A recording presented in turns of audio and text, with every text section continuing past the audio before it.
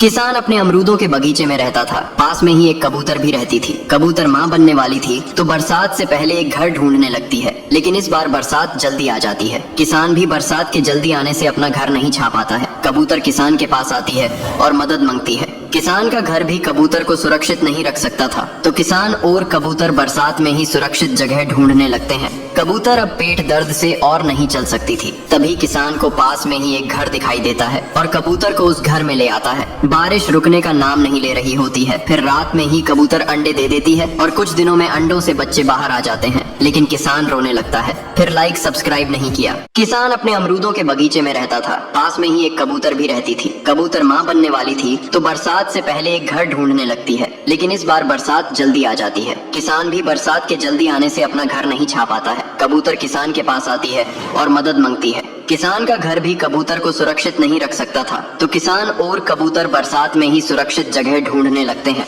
कबूतर अब पेट दर्द से और नहीं चल सकती थी। तभी किसान को पास में ही एक घर दिखाई देता है और कबूतर को उस घर में ले आता है। बारिश रुकने का नाम नहीं ले रही होती है। फिर रात में ही कबूतर अंडे दे देती है और कुछ दिनों में अंडों से बच्चे बाहर आ जाते हैं, लेकिन किसान रोने लगता है। फिर लाइक सब्सक्राइब नहीं किया। किसान हर रोज पेड़ से अमरूद तोड़ता है, लेकिन एक दिन किसान को अमरूद के पेड़ में कुछ अजीब लगता है, जैसे कोई उसके अमरूद चुरा रहा हो। तो किसान चोर को पकड़ने के लिए झोपड़ी में छिपकर नजर रखने लगता है। तो कबूतर हर दिन की तरह आज भी अमरूद चुरा कर जाने लगती है। तो किसान कबूतर का पीछा करता है और कबूतर अपने घर आ जाती है और अमरूद को झोपड़ी में रख देती है। किसान समझ जाता है कि कबूतर माँ बनने वाली है, इसलिए वह अपने बच्चों के लिए खाना इकट्ठा कर रही है। फिर एक दिन बहुत तेज बारिश होने लगती है। किसान दौड़ता हुआ आता है और कबूतर को अपने साथ ले आता है।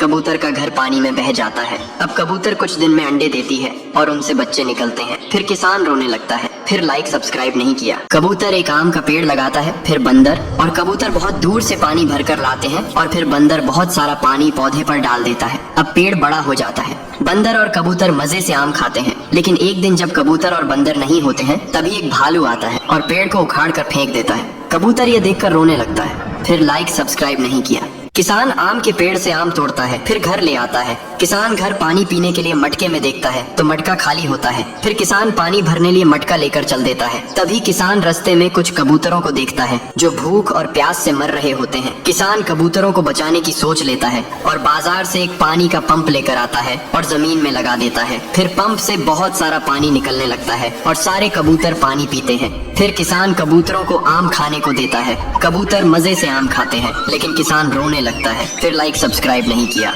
किसान और कबूतर सारा गन्ने का जूस पी जाते हैं। फिर किसान कबूतर को मारता है। कबूतर डर के मारे एक पपीता का पेड़ लगाता है और बहुत सारा पानी डालता है। अब पेड़ बड़ा हो जाता है और फिर कबूतर पेड़ से पपीता तोड़कर ट्रैक्टर में भर कर ले आता है। किसान सारे पपीता खाता है, फिर भी पेट नहीं भरता, तो कबूतर किसान को उठाकर एक आम के बगीचा में पटक देता है। किसान मजे आम खाता है और कबूतर रोने लगता है। फिर लाइक सब्सक्राइब नहीं किया। किसान गन्ने का सारा जूस पी जाता है। फिर किसान का पेट नहीं भरता है तो कबूतर पर चिल्लाता है। बेचारा कबूतर डर के मारे एक सेब का पेड़ लगाता है और खूब सारा पानी डालता है। अब पेड़ बड़ा हो जाता है तो कबूतर सेब को तोड़ता है और ट्रैक्टर में भर कर ले आता है। फिर किसान मजे से सेब खाता है, लेकिन कबूतर रो रहा है। फिर लाइक सब्सक्राइब नहीं किया।